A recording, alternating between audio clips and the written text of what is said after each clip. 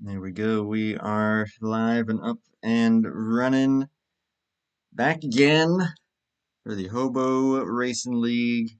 We've got the Cup Series tonight, and boy, do we have a show on tap for everybody tonight.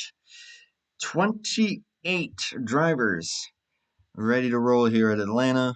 Open setup, Cup Physics, Gen 6 BR15. Two guys joining me here in the booth tonight, which we'll get to them in just a moment. But I just have to say, though, I think that we are going to be in for a great, great time here. Of course, seeing Dan Rubino in the chat there, great to see you. DJ in the chat there, and of course, Zach popping in. It is indeed Hotlanta. There's gonna be some hot action here tonight. Speaking of some hot action, actually, let's pretend I didn't say that. Instead, though, I got two guys, like I said, here in the booth with me. Y'all know Zach already. Yo, yo, yo. What's good, Andrew? We're here in Atlanta, Georgia, and it's good old Keith McLean on the pole. Keith McLean on the pole. Cool to see there. And a not a new face to the channel, but a new face to commentary. Josh Mercurio. What a surprise, but great to have you here, man. Yeah, I'm excited to be up here in the booth. Excited for some Hobo open setup racing at none other than Atlanta Motor Speedway. And we're just gonna have some fun with it. We got Hey, I got all the broadcasters on here. Can y'all hear me? Ed already. And then if you guys could just confirm, did y'all just hear Keith there? Yeah, I heard him. Did you hear him, Josh? Okay. Yeah. Yeah, they both heard you. Oh, I Jennifer. don't have a button back to him, but I heard him. I'm assuming he can just... Goddamn, I hope they heard. Oh, boy.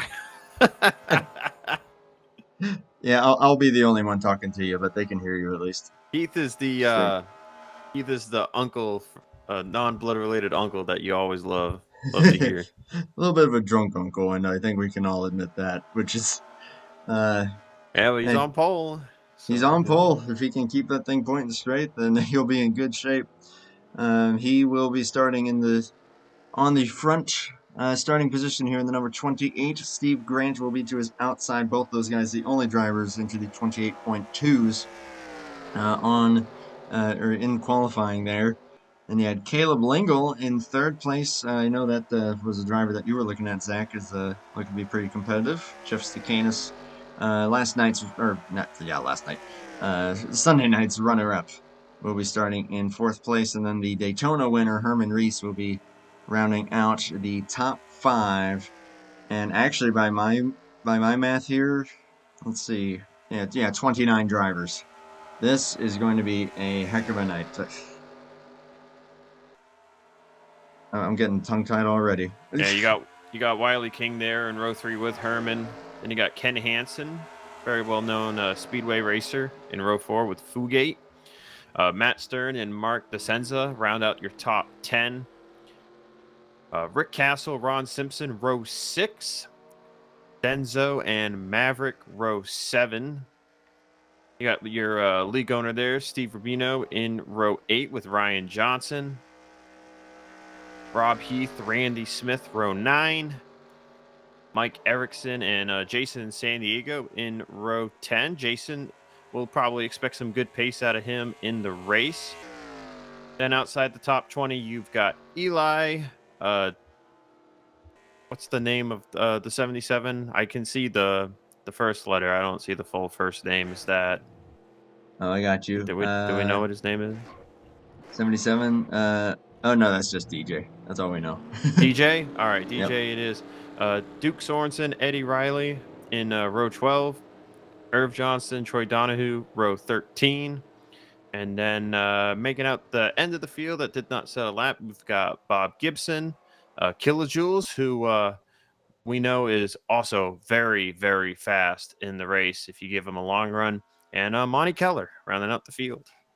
What a field that it is going to be. And yeah. Andrew got tongue-tied, so I finished the starting group. I'm glad that you did.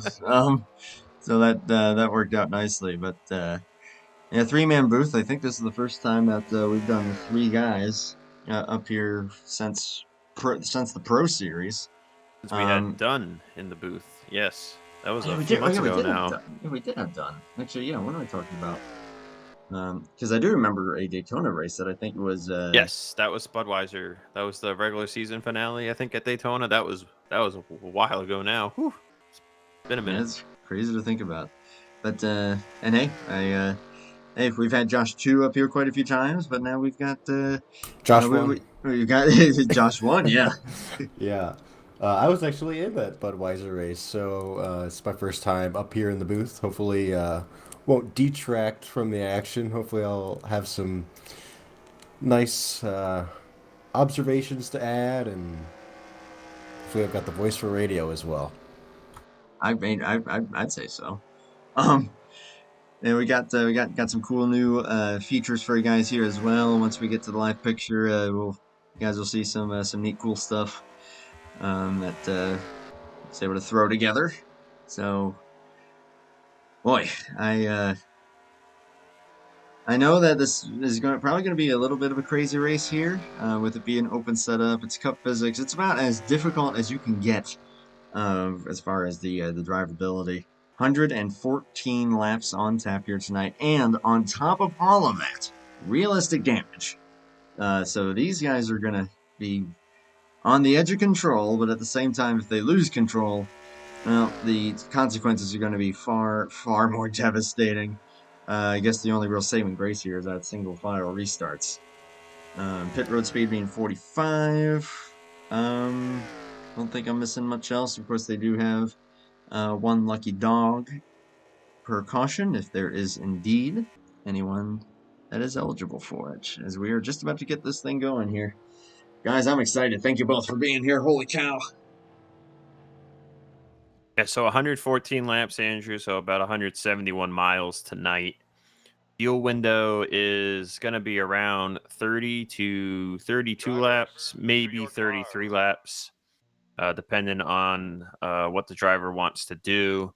And then depending how hard you push it out the gate, you're looking at anywhere from a second to 2 seconds of tire fall off. But that all depends on how fast you go on the jump. Looks like I am actually missing a couple schemes, so that kind of stinks. Darn it, KJ. But that's okay. I don't even Actually, see KJ on track. he isn't on track yet. Speaking of getting on and off track, let me do that right Oh, quick. Sorry, everybody. oh, I'm holding you all up. There we go. I see pretty much everybody. Oh, yep, you're right. I do not see the 029. Oh, KJ, you rascal. Drivers, start your engine! Just when you think you've got every scheme Kilojoules has ever run, you find out you don't. Yeah, it's KJ. He always throws a wrench into things. He's the only one I don't see, so at least we know it'll be him. Yeah, that'll at least make it easy. Oh boy, 114 laps, 29 drivers. Yeah, Zach, you kind of gave some good insight into kind of some of the bits and pieces about tonight. Josh, I'll ask you, any expectations? Well, it's going to be interesting with it being an open setup race. Some guys are going to have short run pace versus long run pace. I think one of the things that we're going to have to look out for is what happens to that top five. Did they give themselves a well-rounded setup to allow themselves to succeed not on the 1 lap but on the 5-10 lap runs? And then on beyond from that, so it is Keith McLean at Haviland Ford, and then the number 11 of Steve Grant in a, I don't even know what that is. What is that? That is a Pontiac. Pontiac, yes, sir.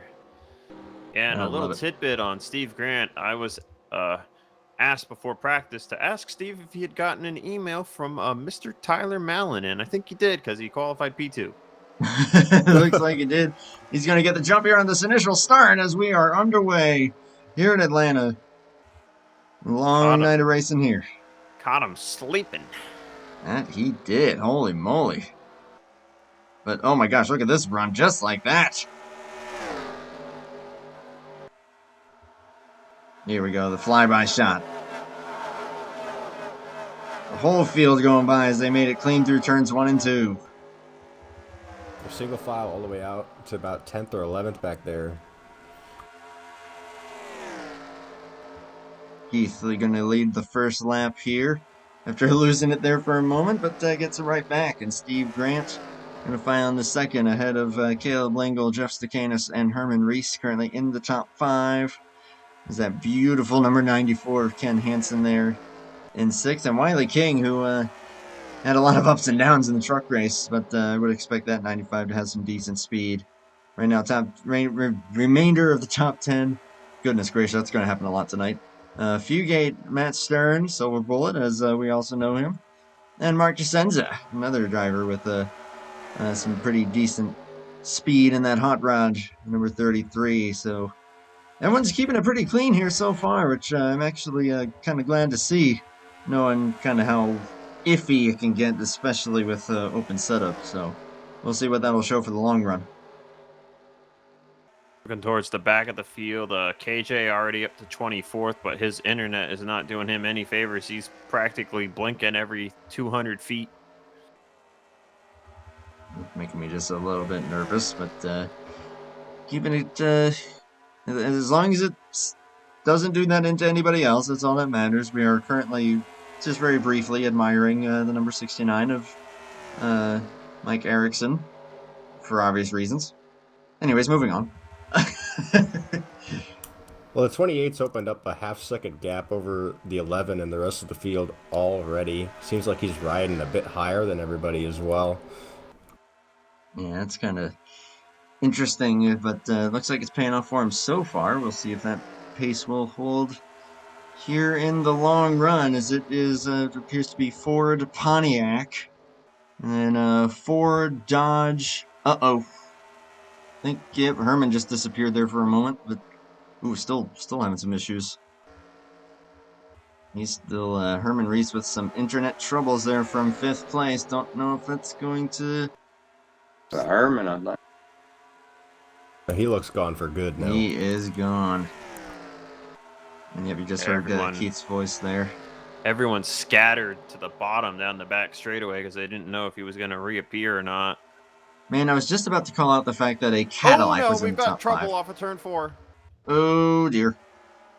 Someone spinning. That is Eli. Did a quick 360 and got it straight. Flat tires. I think he's got flat tires, yeah, but no one hits him, so that was lucky. It's a slow car in turn 3 as well at the moment. Oh yeah, Randy Smith, I think, also just went for a slide. We still green? He's going to pit. Yeah, they're still green. Oh, Randy's in the grass. How are we still green? I think it's because the spin happened really quickly and no one was really coming, but yeah, I'm surprised the game didn't throw a yellow. Holy cow. Yeah, that is a shocker. Yeah, oh, no, not the 69. Also around. What, did they remember to engage to turn on the cautions? They're on. I just looked. They're on, brother. Dang. They're That's just bizarre. not throwing them. Yeah. I think it's because of where Eli spun. He spun right off the corner and he was down in the grass off the track. And by the time he came back up, the car was already pointed straight again. Huh. So one of those lucky things. Well, not lucky for Eli. No. Eli has bad luck. KJ up to 19th, but 2.5 second gap to 18th place, which is Duke Sorensen. Andrew, one little note I'd like to just point out really quickly, and not to make a conversation out of it, but I am just like checking the stream chat on my phone and realizing that you have one of those Nextel Cup skin updates for this track that I do not have, so it's a little disorienting, but it's not a big deal. I don't know where that came from or how I got that. So not Erickson again. Oh, there goes Stenzo. Whoa. Another one through the grass. Should stay green, though. Man, this is crazy. And yep, there he is. There's Greg Stenzo in the 051. I believe it's Greg. Yes. Ooh. This has gone very chaotic, and yet we are still green. As in all that, Jeff Stacanis has now gotten up to the 3rd position. Was able to get by Caleb Lingle for that spot. They've got a bit of a gap back to Wiley King, who is now P5. And yeah, Herman Reese just reconnected to TeamSpeak. So yeah, that was a catastrophic internet failure there for that number 73, and that's a bummer. I will say, I do like your camera there on the TV2 down the back, Andrew. I don't know if you just deselected the car or not, but it looked like your TV2 stationary camera was longer than mine. So that I like that. I did deselect, so. Okay. I That's love fine. those Yep. flyby shots. Like, here, actually, you know what? Let's do it again. I love this shot. I absolutely Turn it love up. it. Crank it up.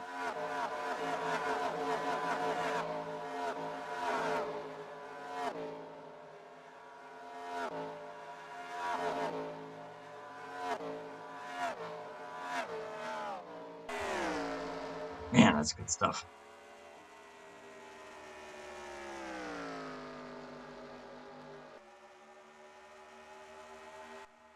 Coming out of turn number 2 there, 14 laps so far on the board, and despite some craziness, we've still are under green, probably about halfway, a little under halfway through this fuel run here.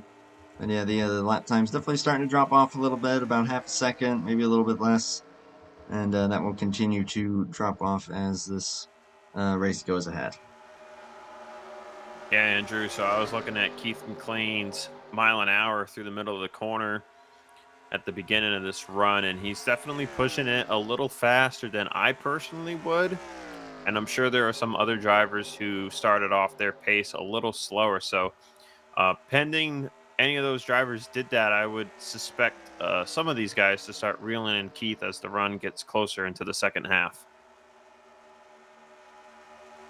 Josh, you've been pretty quiet so far. Anything that you're noticing as far Yeah, as lots kind of of what's going on? observations. The screen, the broadcast, watching it in my left eye is really disorienting. Oh, the There being 113! disconnect. Oh no! 4th place, going around in front of the field. And the yellow's out finally. Everybody's gonna miss him. He's gonna flat left front. And yeah, I'm with you. I think that a lot of drivers were hoping for that caution.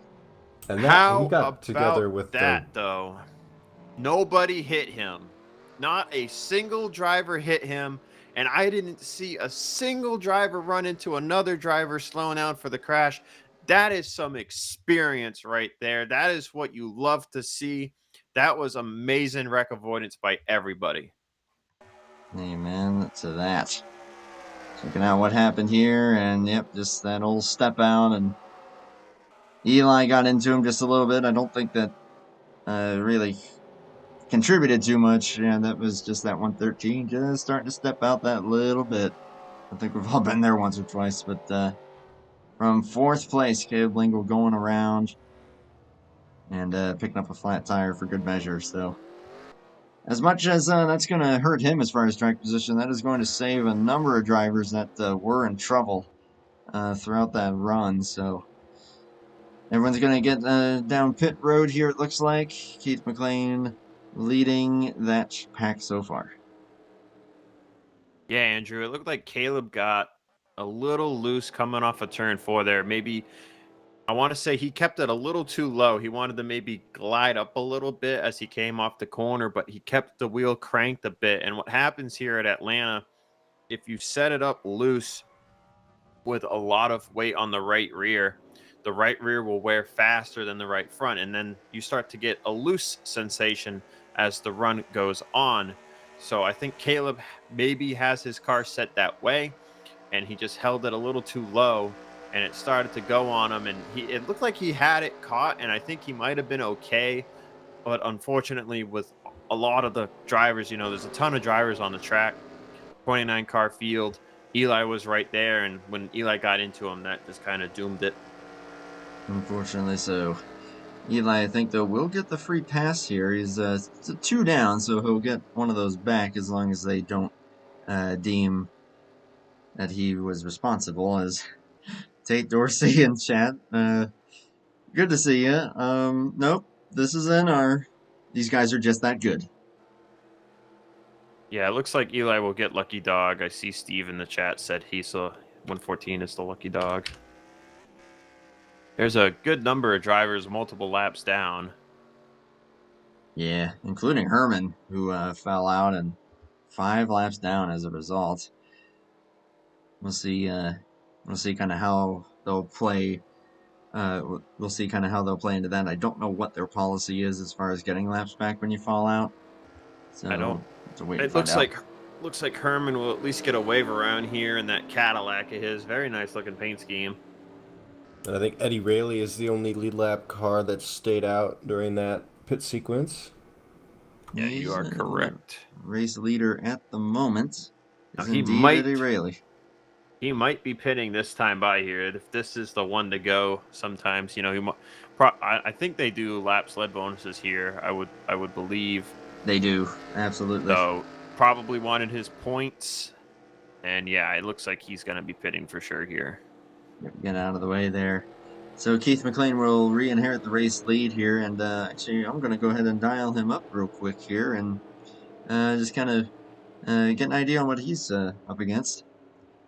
Hey Keith, just checking in. Out in clean air there, you're doing a great job. How's the car handling? Car feels pretty good. I didn't really want to be out front because you're a little looser out front, but I started in the wrong gear on the initial start, and Grant was like, "Did I jump the start?"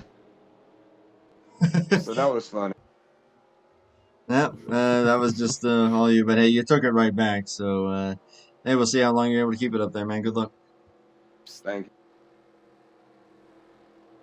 Keith McLean up in the race lead. Mac Daddy for 2 of those BSR viewers out there. Steve Mac Grant. Daddy. Oh, Mac Daddy. Left it in second gear or third, whichever gear it was. I'm pretty sure it was second gear from what I saw. Well, I figured he was either sleeping or, as he said, he had it in the wrong gear. So that's funny.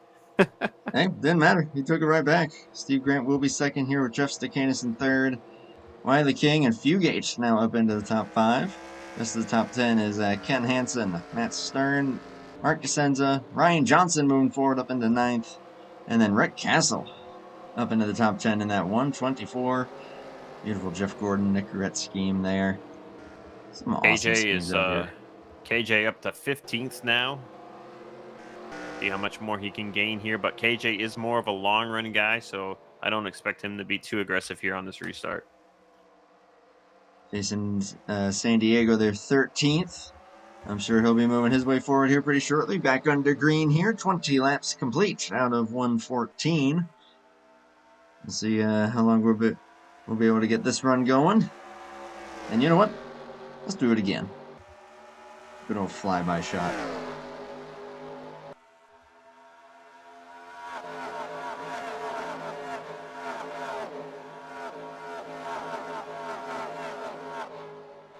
That never gets old, no matter how many times I do it. Ooh, a little more dicey this time, it looks like. Some guys moved around, but everyone keeping it clean and fairly single file.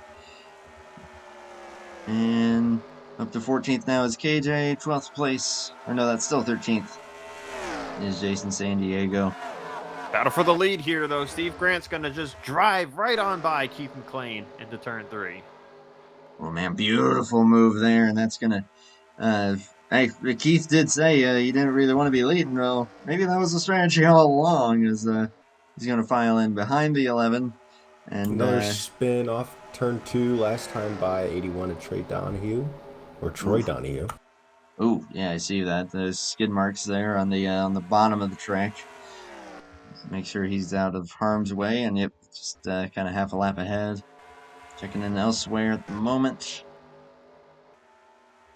Yeah, everyone's still pretty much on top of each other, but everyone's just keeping it relatively tame right now. I'm sure that everyone's probably thinking, yeah, let's just try to run out as many laps as we can.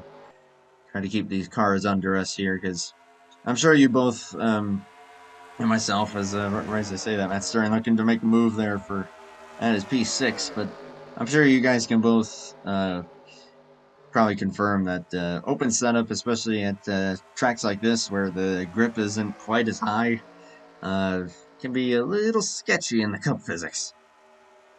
Yeah, this is low grip default game track Atlanta. Even though it looks a little different on the stream, this is still default game track Atlanta.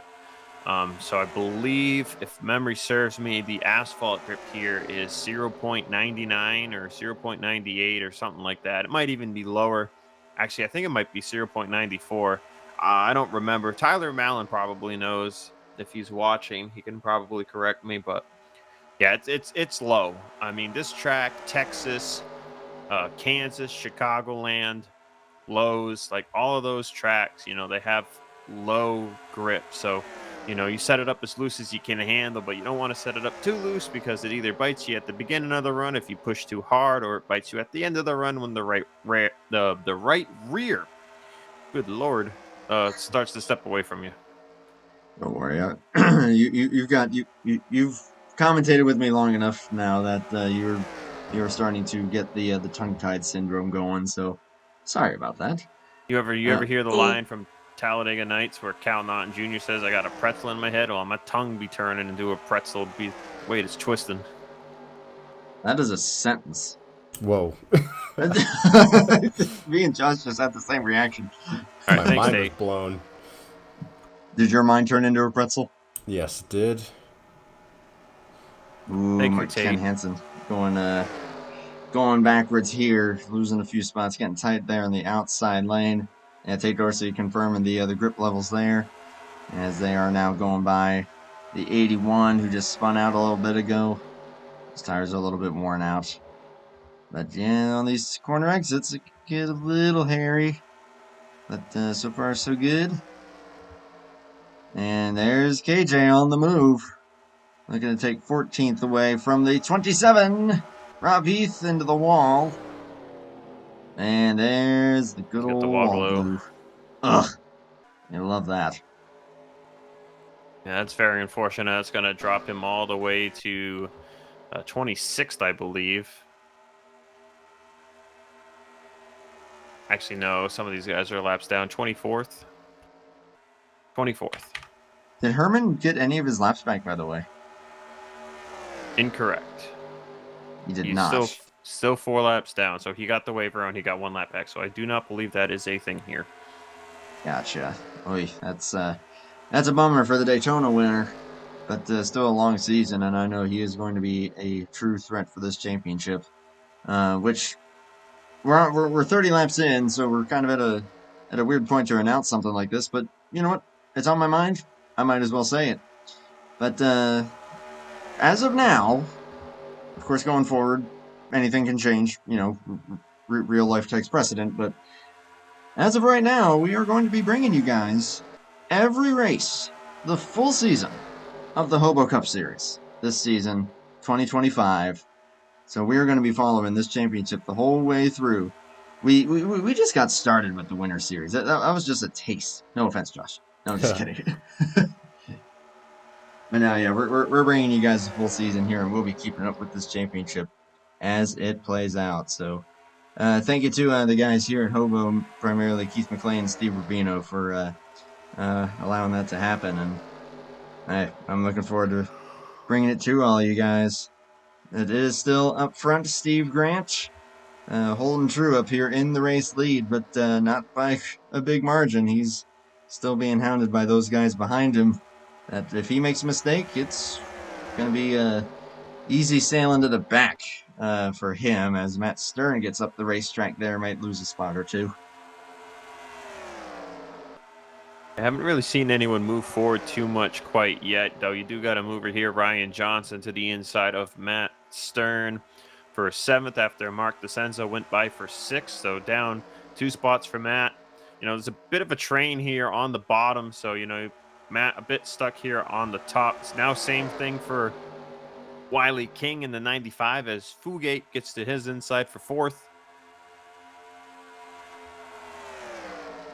Side by side there, and now we're racing it up a little bit as Ryan Johnson made that move on Matt, and now Rick Castle going to follow suit. Oh, there's a big crash on turn 4. Uh-oh. Turn 4. Oh, yep. We got Caleb Lingle again. And that is the 46 of Bob Gibson, also around. I believe that will be the yellow flag. Mm-hmm. Oh, it was... We were just about halfway through the run, and once again, Caleb just it stepped out from him there in turn 4. Same thing. That's just really unfortunate. It just slowly stepped out from him once again, Andrew, and you think you're okay, and then you're looped. And I've been poor there once or Bob. twice. Bob didn't have anywhere to go. That was a hard hit there for Gibson. A little bit of wall contact there for Monty Keller. And once again, everybody able to slow down and miss this thing. But yeah, that's going to be some serious damage there for the 46. And yeah, that 113, I'm sure he's probably thinking, boy, halfway through a fuel run, turn 4. I need to fix something about that because that is not sustainable. Yeah, it was almost an exact copy of what he did last time. Probably going to make some setup adjustments. Yeah. Take the looseness out of the car middle of the run, but looks like he got off pretty okay with that one, so should still have some pace in the car and still be competitive. Yeah, I'm hoping so. Because yeah, we saw. I mean, he qualified third, and he's got good pace. So fingers crossed that they're able to keep that thing going in the right direction. That was very close there for the lead off the pit road, but give it to Keith McLean. Boy, I wasn't quite sure there. But we'll go back to the 28. Steve Grant, who I'm also just now noticing, the 11 on the passenger side is backwards. Yeah, I was wondering about that. I was like, am I seeing things, or is that really how it looks? Nope, that is not just you. That thing is backwards. I think it looks awesome though, honestly. It always Looks love like Steve's schemes. Looks like a pair of hockey sticks on the passenger side. Yeah.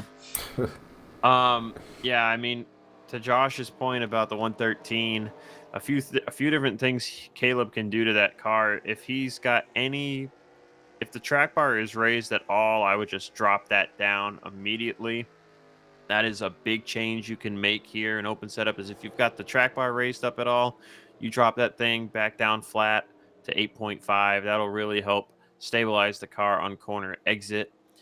If he already has it at 8.5 and he's too loose, a significant wedge change might be in order. He could also raise the tire pressures on the right side half a click or so to maybe tighten it up that way.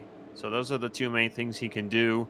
Driving wise, one thing he could do that might help him is to slow his pace down a little bit, middle of the corner, and that'll help save tire heat by a few degrees. It could be a case of, the right rear getting just a little too hot. So, and that could be what is just like stepping that car around on the exit of the corner. So if he can do any of those things, he'll be looking pretty good. If not, he's gonna just spin again in 15 laps. It's tough as a driver, though, because if you've got a setup that's turning perfectly for you in the middle of the run, it's hard to take away some of that turning and let yourself have a tighter car. Even if it's going to give you more stability in the long run, giving up that middle of the corner turning ability is really tough, especially when you want to stay competitive. Yeah, I certainly, as someone who enjoys loose setups to a point, of course, but I definitely can relate to that, where you're hesitant to be like, man, can I just do something differently? And maybe that would be to a point of like what Zach said, just slightly changing up the driving style a little bit, and just try to slightly modify how you take corners so that you keep that right front or left right rear. All right. Yeah, I would say counterpoint argument. You can't be competitive if you're in the wall. I mean, there is that. Well, he's kept it out of the wall. I mean, he ended I Bob mean, Gibson's night, though. Bob he, Gibson's he done. he did sacrifice one driver to save himself, so And if he spins again, he might not be so fortunate. He might get a pretty good lick. Remember, this is realistic damage. That's right. That's right.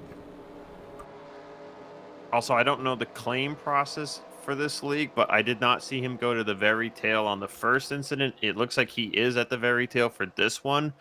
So I'm not in the know of how claims work here. I might have to pull up the rule book and take a look at that. Keith McLean, though, in the race lead and bringing him back to the green. Several car lengths there separating those guys. It's a little bit spaced out, but I'm sure that's just probably playing it safe, making sure that these guys get through turns 1 and 2. I'm pretty sure that the rule is, or I might be confusing leagues here, but I think they may have the rule that you just gotta try to stay single file at least till turn. No, it's turn 1. Yeah, that's what I'm thinking.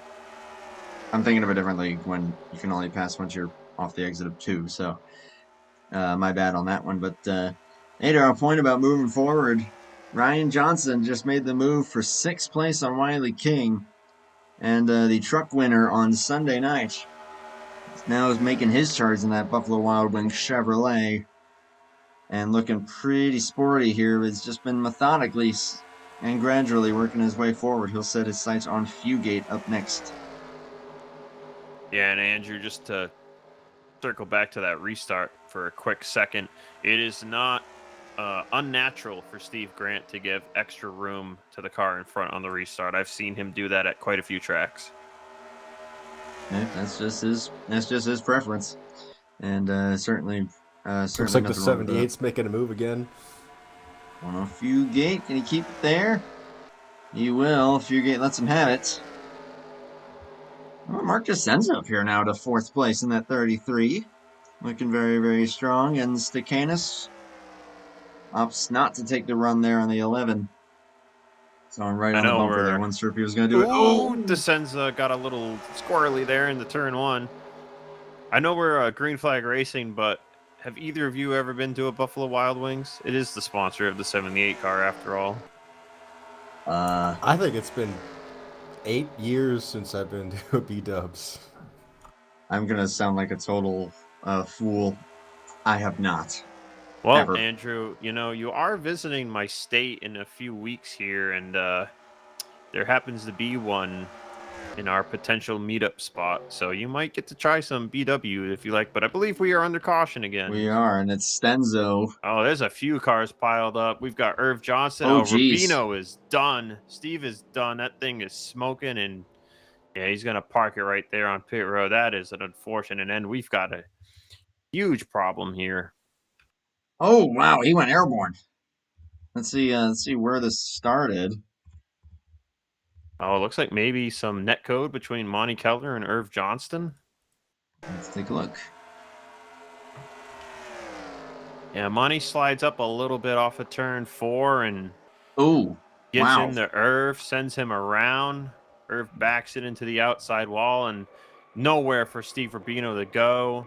And then Steve slides through the grass, comes back up, and gets drilled by Stenzo. Wow. Yeah, that's yeah, I'm with you. It looked like there was just the slightest little bit of contact, which normally, at a track like this, I would probably send you around anyway, but boy, that was just like he got like kick flipped off of the 028. There's the hit to Rubino between him and the 49. Credit to the 77 is just barely gonna miss it, but then yeah, it was just unfortunate timing there when Stenzo got there. Oy, oy, oy. And that is Steve Rubino's night over. That thing took a barrel roll in midair and came down, and that engine is now cooking those Buffalo Wild Wings, it looks like. Well, that's one way to connect what we were talking about. Irv Johnston is also done, and no surprise that Stenzo is also done from that hit. So 3 drivers out from that accident here. Third caution of the night. I believe it is only 3, which I will admit, and I will say it, that is considerably less in the first 45 laps than we had in the truck race. Which again, nothing against easy eyes. That's just the nature of cold tires and the difficulty, even on CTS, which I think that may play into that just a little bit more. But these guys have a little more control over how their cars drive, so I'm sure that's probably helping them out here quite a bit. Tell you who's not being helped out by all these yellows is KJ. He needs the long run. He needs this thing to go green for 20 plus laps to really get dialed in and be able to just start passing cars left and right. And he has not had that happen. So he is kind of stalled around the mid pack, around 15th place or so here. One scheme that we don't have, and ooh, yeah, he's still a little iffy on the connection. But, which is a big surprise to me that we don't have it, Andrew, because he's got the Assassin's Creed car, he's got the Stella Artois car, he's got a Morton Salt scheme. I know. He's got a SpongeBob scheme. It's an addiction, man. You get more than one paint scheme, and then you can't stop. He's got a Bush Ice or Bush scheme that I've never seen him run before. But yeah, we can't see whatever this one is. So yeah, it's a mystery car. Not even in the car pack of 70 plus that came on the website. Which to anyone who is interested in racing over here at HOBO, they do have their own website. Link is in the bottom of the description here. You can check out the rulebook, all of the current cars and current results and standings.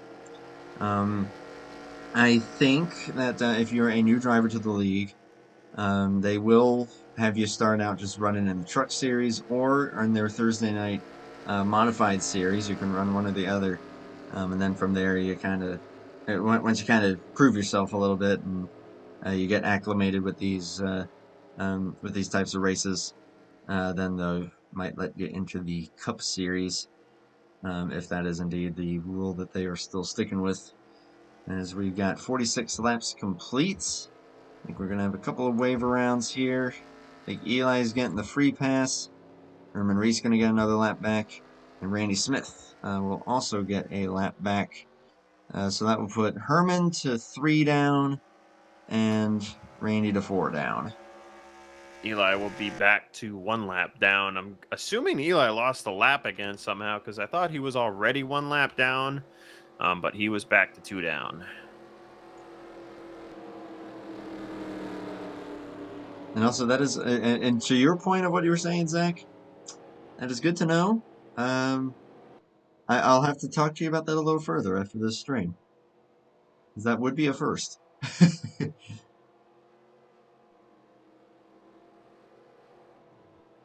Again, thank you both gentlemen for joining me for this one, and to everyone in the chat and also watching the stream. I appreciate everybody. Got some great racing here at the HOBO Cup Series here at Atlanta. It is Keith McLean and Steve Grant. These two have been the dominators so far of this race, but Jeff Stacanis has been right there with them, and certainly could pounce at any moment. But Ryan Johnson now up to 4th and continuing his move forward. Can he keep that going? Matt Stern now up into P5, followed by Castle, King, Fugate, San Diego, and Maverick in the top 10 as we are back to racing here, starting lap 48.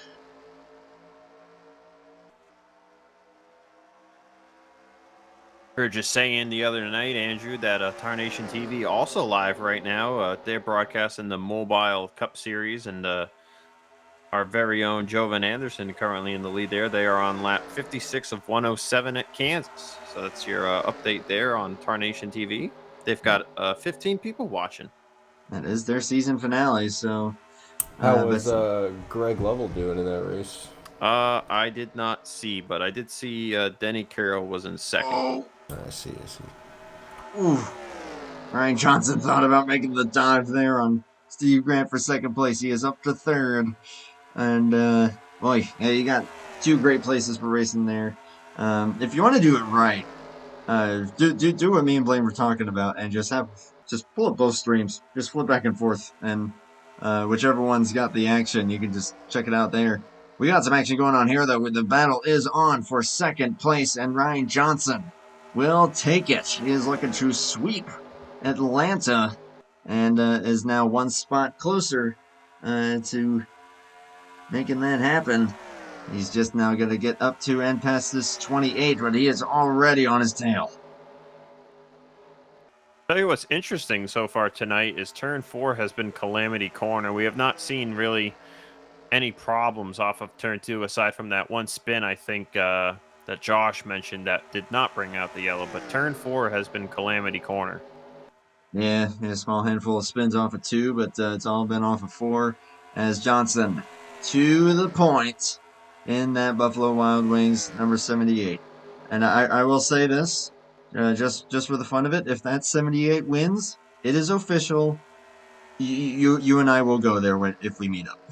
All right. I mean, it will probably happen anyway, but regardless, if he wins, then it's a definite.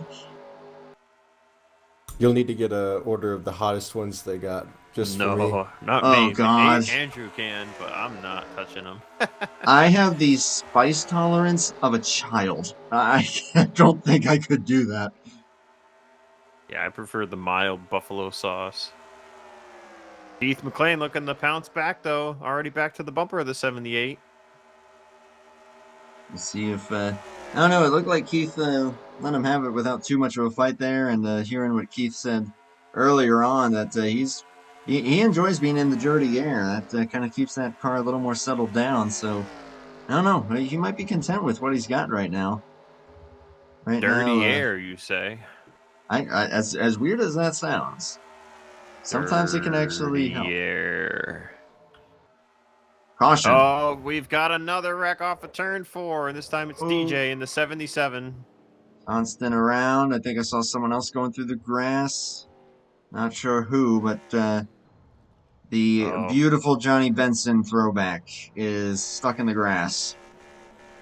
He just went around from right at the very exit of turn 4, and Troy Donahue had nowhere to go. He gets involved. He's got damage on the right side. I don't mean to laugh, but that's not something you see too often in NR2003. A car stuck. We got a car stuck. Wait, where? He had to tow it. He couldn't move. Oh, the tires were flat. Just start spinning in the grass like you're in a next gen. Yeah. Wow. Before its time. And now 2003.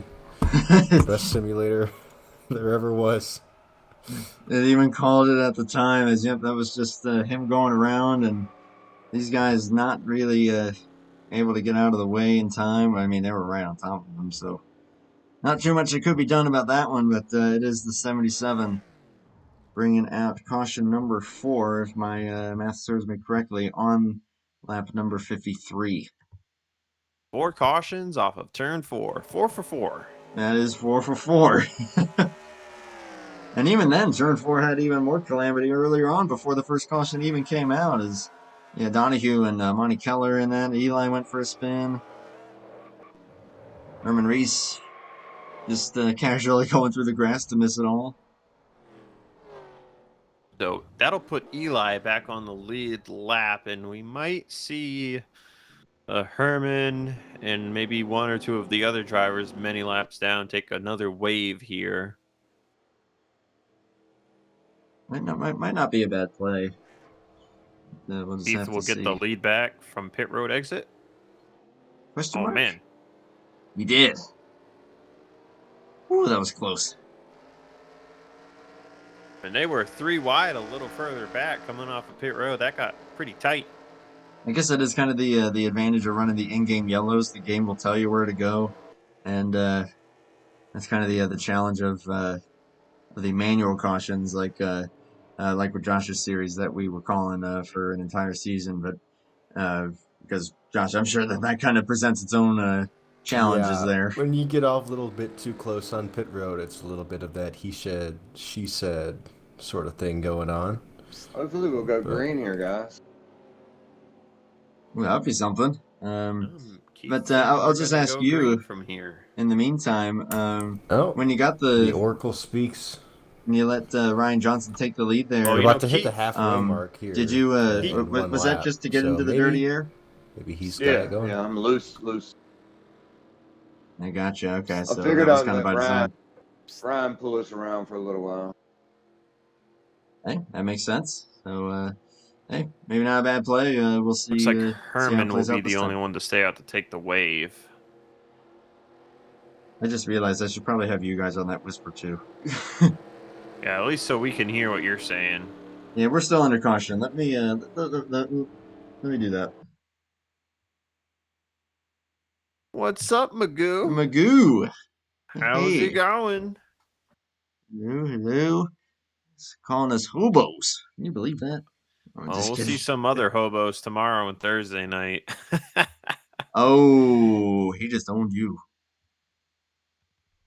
Let's see. Got one. We'll get Josh on here. There we go. There we go. All right. And now we will know when Andrew speaks to Keith. I'll Because tell you I what. realized, yeah, you guys are going to be talking over me because you don't even know that I am talking. That's why I was just kind of waiting. I was like, is he done? I can't tell. But My bad. So the 114 will take the wave around there. well, lucky dog, but yeah. Lucky dog, yes. Merman will But wave around here. I was gonna say, and I wasn't trying to cut off Josh by saying it, but I think Keith wants it to go green because the deeper into that 18 pack he gets, the worse his driving becomes. That sounds like Keith. Although I don't know, I feel like this is his main series that he runs. It might in, be so, sober night. Yeah, I don't as know. I It might say, be I a think he's running 6-pack pretty kind of clean. night. Now, if you talk like tomorrow and Thursday, that might be a different story. Well, he don't like the plate tracks, I don't think too much. So I think he might even get into the hard liquor. Hey, sometimes it's what you need in order to get through a race. I know that's what I would need if I was racing Martinsville. Take another check on the Mobile 10 Cup Series here. They're on lap 70 of 107 now. Still green for them. Still Joven? What do you think here, 96 guys? Ulysses Sandoval is in the lead. Looks like they might be in a cycle. What's that, Josh? What do you think? You think Keith is going to give the lead back early into this run? Or he'll hold on to it this time? Yeah, I'm not sure. We'll see. We'll have to wait and see. I think it depends how much Ryan or Steve might want it. Those have been our three main leaders so far. Yeah, I think if Ryan gets the run, I think Keith won't really fight him for it too hard, but unless that happens, I don't think Keith is going to lay over for him that quickly. So, yep, we'll see what happens. Ryan certainly had a heck of a car there for that run, so we'll see if that will indeed be the case this time. At 59, we are back to green, and let's do it again. You're still showing the screensaver, Andrew? Oh, gosh darn it. I literally got this second monitor so that would never happen again. And yet, look what happens.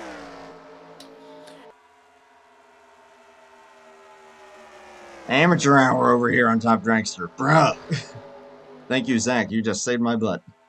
We've got a battle for the lead. Here comes Ryan Johnson to the inside of Keith McLean, and it looks like Keith is going to let him have it. As by design, that's kind of what he had said. And once that run came, Ryan is going to take it. Keith said, "You know what? Cool with me. We'll keep that right rear under us."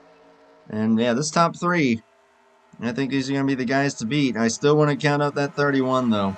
He is badge fast, and I think that he's going to have a thing or two to say before this race is over. Oh, Kilojoule's having some internet issues back in 22nd place at the moment. He's been having those issues all night. And it sounds kind of par for the course for him. Oh, he's gone. Where? Oh, nope, there he is.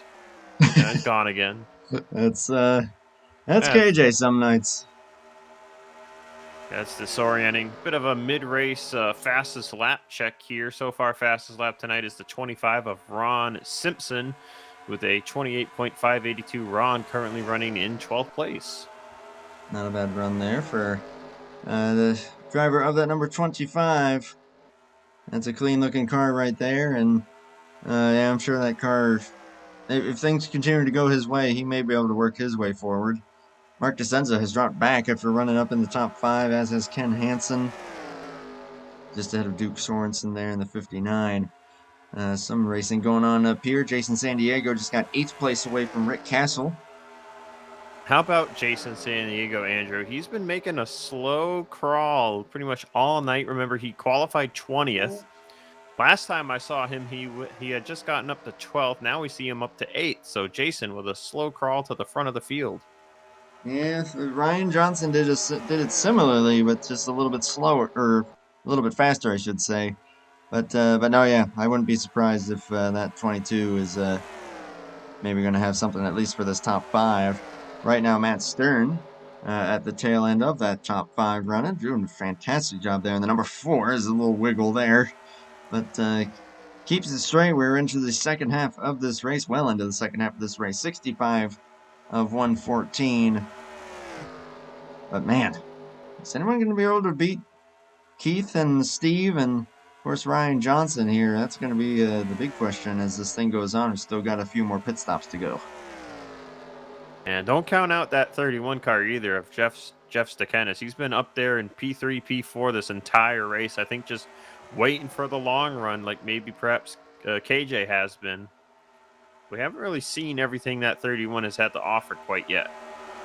You know what? I guess the question was posed when we were talking about Ryan Johnson.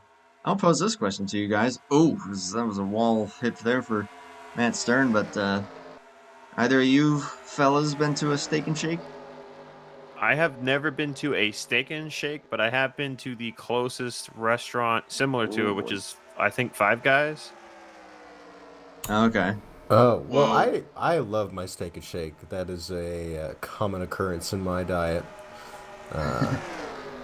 Would totally recommend if you have not been, Zach. I don't even know if we have one up here. Come to think of it, I don't know where the closest one would be to me either. Is it like a southern thing or a western thing? I don't even know what state you're in. Maybe it's a Midwestern thing.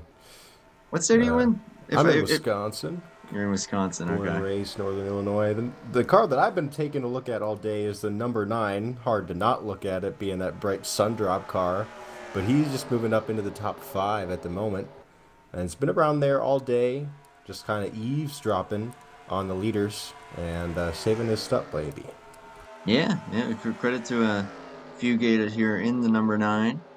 He's got decent speed, and he was always lurking in the top 10 in the truck race. So I'll be watching to see if he's able to maintain this speed here in the long run, as we have now began the best lap of the race. No bias. Do we do a moment of silence for this? Well, that depends. Is the 69 car still out there? Yeah, he is. I don't know if there's a moment of silence or if you just have to say the word nice. Nice. Nice. No, it's not nice. It's Matt Stern has fallen down to 10th place. Yeah, he's got some side damage there. He smacked the wall a couple times, and with it being realistic damage, and I'm sure you guys can both attest to this, makes it that tight. It's going to really change the handling of that race car.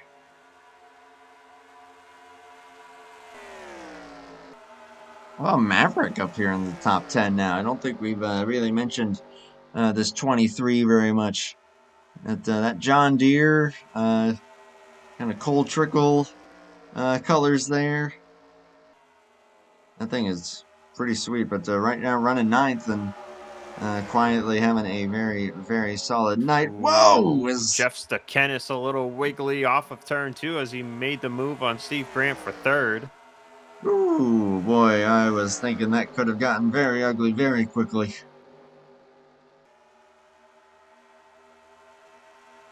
Hey guys, we're getting really, really far through this race. I mean, as we said though, I mean, at least the pit stop or 2 to go. I think two probably. But we're clicking them down here. I mean, we're coming up on 40 laps to go here pretty shortly, and credit to all these guys. Only a few guys out of the race for crashes. A few guys a few laps down. Of course, Herman Reese, not by his own doing, just his internet given out. But all in all, I think for how deep into this race we are, it has been a solid and clean race, all things considered. I think we're about 10, 12 laps into this run at the moment. and we've got just over 40 laps left, so we're probably looking at one more stop. I know a lot of the guys are looking for that longer run, set their car up for that today, so maybe we'll get it. Maybe And we'll get it. speaking of Herman Reese, his fuel tank finally ran out, and he is down pit road. Oh, So yeah, he- because he waved around. That's right. Yep, he waved around twice, so he is going to have to hope that the rest of the field can make it to the end of this current fuel run, which I believe would be about another 15 or so laps. Then Herman will want a caution flag to maybe take another wave around, or he might want to just pit, because at that point, around lap 90, they'll all be good to go on gas and whatnot. Yeah, with you on that one. So, as we are officially at 40 laps to go, top three currently are Ryan Johnson, Keith McLean, and Jeff Stakanis. Steve Grant holding on to fourth for the time being, but Fugate starting to Wait. close. Is that why he runs a steak and shake scheme? Steak-Kennis? Steak all. Am I the first one to mention that? I mean, that just seems like a bit of a bit of a coincidence, I guess. I don't know. I mean, Or it's on purpose. It's definitely planned. I can say this based on what I was told on Sunday. That is the most family-friendly reason or nickname that he's been given. That's really all I can say. Now you got my brain thinking. I'll have to tell you after the stream or something. I I'll have to cannot see if say it on here. That's completely fair. I'm just trying to see if I can think what it is. If you sound it out, maybe you'll be able to figure it out. But until then, though, I'm going to take a look here at this top 10. Wiley King still running a very solid race up in P6. Just out of Jason San Diego, as you were saying, slowly crawling his way forward. Rick Castle, great run right now in 8th place. Maverick 9th. And I believe, Matt Stern continuing to drop back here. He just now lost 10th place to Mark DeSenza, who might lose it to Ken Hansen here. So battle is on for this final spot in the top 10. DeSenza going to hold on to it for now. And then Duke Sorensen is also in contention there. And whoa! DeSenza nearly just had a moment. Actually going to, I think, give that spot to Ken Hansen. And of course, new tires. Herman Reese is flying by these guys without much issue. Bit of an update on Caleb Lingle. I think that second spin definitely gave him some kind of damage, because he's just been kind of riding by himself here at the back of the pack, currently in 19th place, so not a good night for Caleb. After a great qualifying effort, that's a bummer. But boy, Keith is not letting Ryan go. He is still right there with them, and Stakanis is sticking with them as well. Grant and Fugate are not much further behind. Fugate may be looking to make this move for 4th place. And we'll get to the inside. Oh my. Slam the door shut. Slam the door shut, and slamming the door here. Oh, door slamming. How about that? Keith McLean going for the race lead. Ryan Johnson not letting him have it easy. Think he's going to get clear here, though, and will do so. Johnson going to try to cross over. Not going to work out, so put that 28 back to the point. Now let Steve Grant and Fugate and Wiley King close the gap up. The top three had pulled away, but now it's a 6-horse race. Update on Kilojoules, Andrew. It looks like he has blinked across the start-finish line twice. He is 2 laps down. Oh, that's and we were looking at him to get up here at some point, but unfortunately, it looks like it is not meant to be this evening.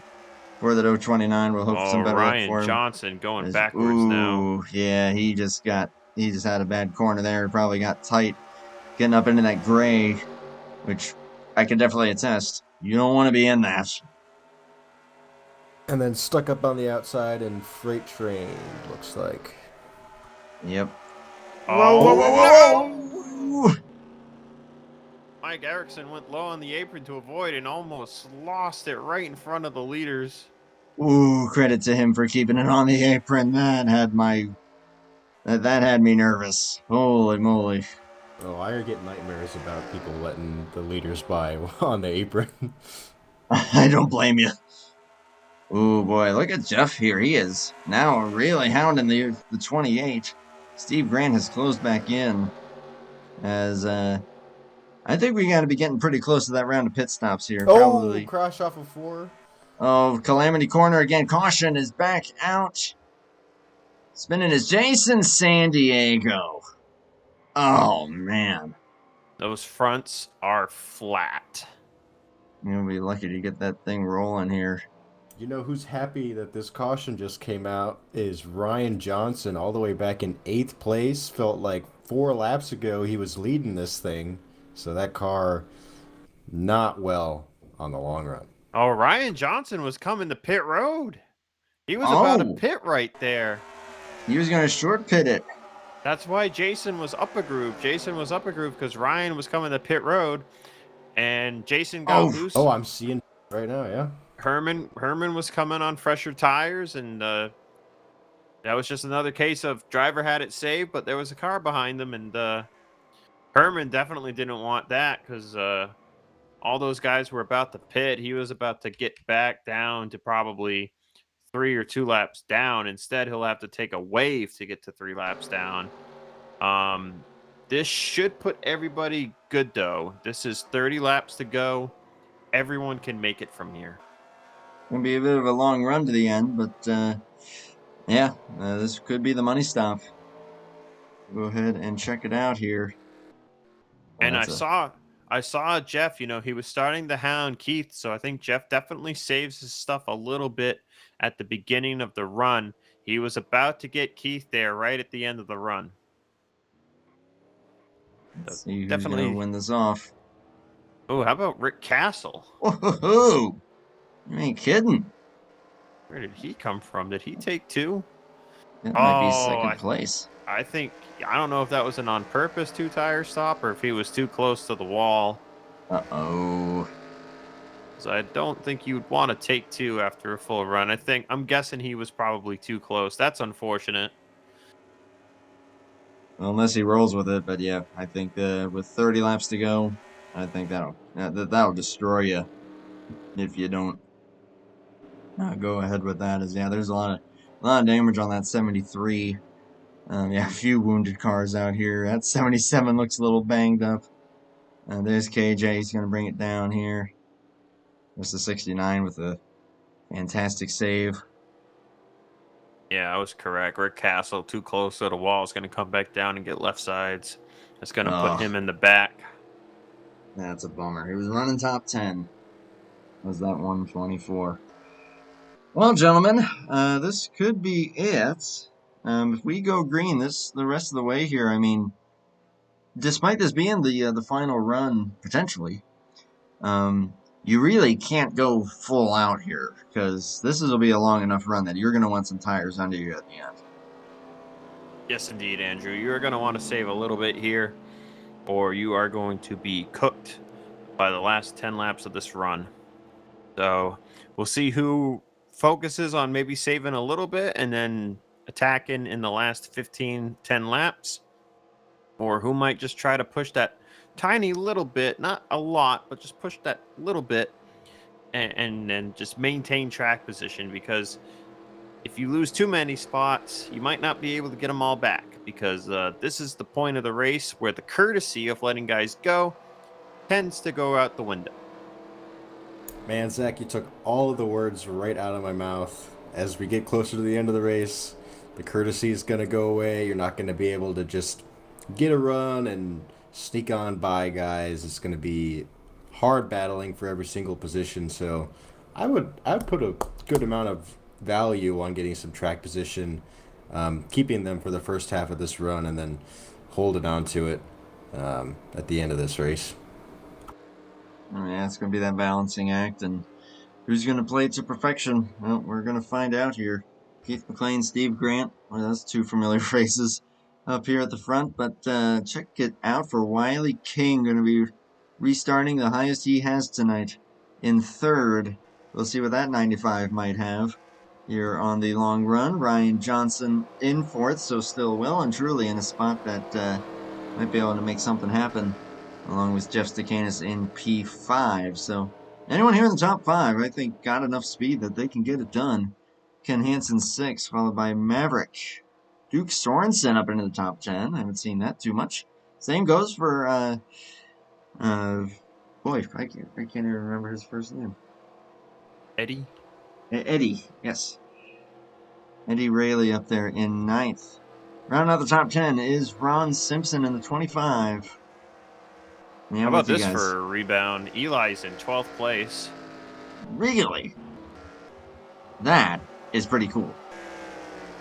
Back on the lead lap, and yeah, just behind Rob Heath there. So see what Eli can do with that track position. But here we go, coming to lap 88 of 114. Keith McLean leads them back to the green flag here.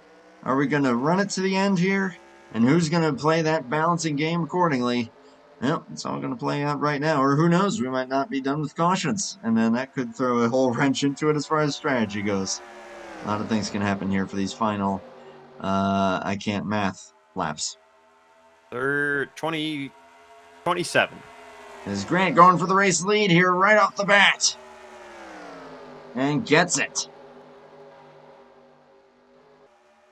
Yeah, I tell you, definitely don't count out Wiley King. He's the highest he's been all race, but Wiley and Steve are teammates at a Team Speedland.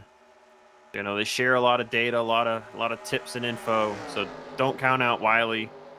Just as fast as that number 11 is Steve Grant. And we'll see if he's going to be able to keep this track position. Jeff Stakanis looking for 4th. Oh, as Ryan Johnson goes hard trying to hold on to that. They are just about to hit. Oh, boy. This is... Hey, what would you guys say about courtesy just being a distant memory at this point? Yep, the last run is an entirely different story. There's no courtesy left. As they're wrecking off of 2. And I see that that gap there in the field. And caution is out as Caleb Lingle, his miserable night is going to come to an abrupt end. Yeah, that thing's junk now.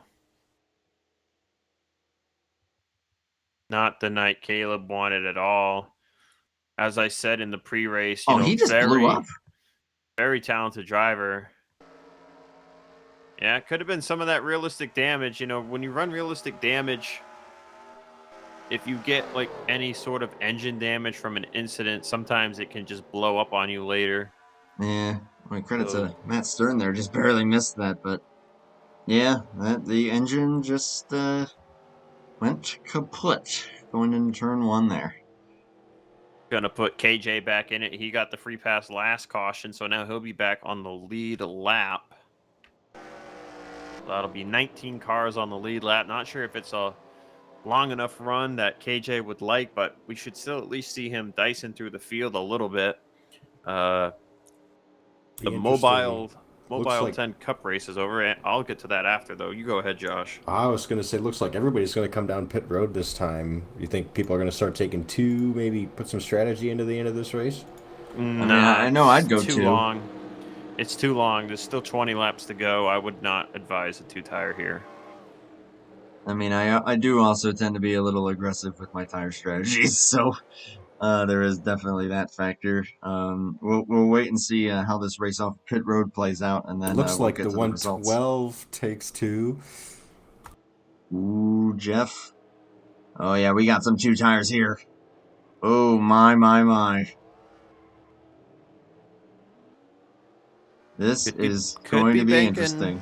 Could be banking on another quick yellow, because when you get to the end of these things and you know that, fuel is kind of out of the equation, drivers start to push harder and harder, and you tend to get cautions breeding more cautions. So take 2 now, get some track position, hope for like another quick 5-lap sprint, come down and put 4 on it. I like the play. We'll see if it plays out. Fugate stayed out. We'll see if that will hold true. If not, then that will give the lead to Jeff Stakanis. Ken Hansen will be second, followed by Maverick. You literally just said his first name and now it's already escaping me. Eddie Eddie Rayleigh, then Ron Simpson. And then Keith McLean will be the first guy on 4 tires. Oh boy. While we've got some downtime here, though, go ahead, Zach, with how the mobile sir. race So ended up. Jovan Anderson was your race winner by 5.5 seconds over Toby Roberson, and a lap ahead of Greg Lovell, Denny Carroll, and Brian Lovell for the top 5. Ulysses Sandoval, Randy Waugh, John Godfrey, Ken Hunsberry, Pat McCarsky was the top 10. Stephen Brenstetter, Bobby Farrell, and Matt Watkins rounded out the 13-car field. It looks like Watkins was the only DNF. That's a bummer because, golly, that is a name that I have not heard in quite a while. Matt Watkins. Hope he's doing well. Well, there is a stream comment on Tarnation stream that I am not going to repeat because it is negative Nancy type stuff that I'm seeing right there. Anyway, Did you say we're all Greg about- or Denny were in third there? Greg was 3rd, Denny was 4th, Brian Lovell 5th. But we are all about positivity here on Top Dragster. We're just having a good time. And we're going to have a good time on this restart. I'm very curious to see. I think, with how short of a run that was, it wasn't a bad idea to take 2 if you were looking for some track position. You see that dropped Keith down to 7th place, Steve to 8th. You got Wiley all the way down in 11th. Ryan Johnson is 13th. So there was a good mix of guys taking 2. I'm curious how some of these drivers will get by the drivers that took 2 because they haven't really raced around a lot of these guys tonight. You haven't seen Ron Simpson, Eddie Rayleigh, Maverick, Ken Hansen. They haven't been up there with Keith and Jeff and so on. As DJ in the 77 must have been hoping for a wave around because he is lined up here behind Fugate. And that is a very damaged 77. So this is going to be an interesting restart. This looks like it's one of those old-fashioned restarts. Actually, it looks like he's pulling down to the bottom. So he might leave the top open here for the lead lap cars. Yeah, I would have to imagine so. Yeah, I'm sure he'll probably be looking to get out of the way, or that thing is pretty tore up. So we got Fugate on old tires, coming to 20 laps to go, and followed by the 31, 94, 23, 112, and 25. Then the 28 is the first car on brand new tires, and away we Keith go. Gets wheel spin on the restart there. Ooh, yeah, and they've got a gap. He's going to have to try to find his way around this 25, and then they're all going to have to get by the 77. Ooh, this could get a little dicey. And you were Checking talking up about front. that rule, Andrew, where you can't pass until you get off of turn 2, or I think it is turn 2, because I didn't see anybody make a move really until they got to turn 2. Look at the gap as Eli with a big save into turn 3. Oh boy, yeah, they're getting a little bunched up there with that 77 there. Jeff Stakanis has taken the race lead from Fugate. He's trying to hold on to it in front of Ken Hansen, who gets into him! Second place, crashing out. Look out, look out, look out. That car is going to stay up against the outside wall. Jason San Diego with a bit of a moment, missing it, but everyone is A-okay, except for that Sundrop number 9. Ugh, man, that's brutal, but man, he was going hard to try to hold on to that position. Woo, See, baby. that was between him and Ken Hansen. And Ken wasn't really there yet. He had just gotten to Fugate's quarter panel in the middle of the corner, so it looked like Fugate was coming down, because he had the position per se. And right as he was coming down was when Ken was just starting to get his bumper a little bit more next to Fugate, and that's where the contact occurred, and Fugate goes around. So an unfortunate incident there, but as like you said, as you get to the end of this thing, you don't really give that inch anymore. You start to take it, and that was taking it gone wrong. And whether you believe that's Fugate who was taking it, or Ken that was taking it going wrong. I'll leave that up to interpretation. On board with Eddie Rayleigh here, and yep, there you see it. And yeah, that's going to be a lot of damage on that number 9. And yeah, after a great night that he was having, that's going to be a bummer. I'm going to send you a better roof camera after. Yeah, this mod definitely it's a little slanted down. That's for sure. I'm going to send you a better one later. Trust. Oh, I trust. No doubt about it. I'm also oddly intrigued at whatever this comment was that you're talking about, so I'll have to ask you about that afterward. But yeah, looks like most of the top 10 stay out here, so 2-tire guys locking in their strategy, possibly for the last 15 laps of this race. If we get one more caution, it's probably only going to be about 10 laps of running on those 2 tires, so not too bad of a strategy call. This is yeah, I mean, all in all now, yeah, you got all the guys on 2 tires up here. Ken Hansen is currently second. Don't know if he'll end up needing to come down pit road if they deem him at fault. I would honestly, I mean, you never really know on that deal. But one thing is for sure, though, Jeff Stakane is out front. He's going to be tough to beat, regardless of the tires that he's on. I think that he is in a great position here. Nearest guy on 4 tires is back in 6th. Oh, isn't the 25 on 4 as well? I believe he is on 2. I'll go check that. Yeah. We can double check that. Yeah, you got some hungry drivers here with Keith and Steve. They're running 6th and 7th. Ryan Johnson 9th. With Rick Castle up here. 25's on 2 as well. He is on 2. Okay. So let's see. It will be 14 laps to go, most likely here when we restart. Are we done with the yellow flags? That's my big question. Are we done with the yellow flags here? Absolutely not. I would have to. But maybe we are. Maybe we are. I think we got one more left in us here. Certainly. I mean, hey, the aggression comes out, and these guys maybe even taping up a little bit. So one thing you'll see happen here at the end of open setup races, especially on the game tracks, you are good on fuel.